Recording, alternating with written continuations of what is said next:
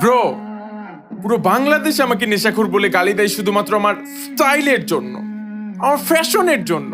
Bro তো ক্যাসে হে up লোগ। আজ আমি কথা বলবো এমন কিছু বোকাচোদা প্রাণীদের নিয়ে যাদের সম্পর্কে কথা বলার আগে আমি বলে নেই যে আমি একটি নতুন ইউটিউব চ্যানেল খুলেছি। আমার আগের চ্যানেলগুলো ব্যান হয়ে গিয়েছে, সেগুলো কোন কোন চ্যানেল সেটা আমি বলতে চাই না, আমি পরে এসব নিয়ে কথা বলবো। তো আমি এদেরকে নিয়ে আগে বলতে চাই, আমি রোস্টিং চ্যানেল তৈরি করেছি, আমি অবশ্যই রোস্টিং করব, কিন্তু আমি আগে রোস্টিং ভিডিও বানাতাম না। তো আমি বর্তমানে টিকটক দেখে ঘাটাঘাটি করে যা বুঝতে পারছি দেশের যেসব পাগল ছাগলের দেশে ভরপুর, এদের নিয়ে ভিডিও না বানালে আমার রাতের ঘুম হচ্ছে না। তো নিজের বাসায় নিজেই থাপ্পড় দিয়ে চলো ভিডিওটি শুরু করা যাক। তো সর্বপ্রথমে আমি যে কথাটা বলতে চাচ্ছি সেটা হচ্ছে, আমি এদেরকে নিয়ে বলতে চাই না যে এরা প্রতিবন্ধী হ্যান ত্যান অন্যান্য কিছু আমি বলতে চাই না, কেননা সত্য কথাটা সবাই জানে, আমার বলার কোনো দরকার নেই।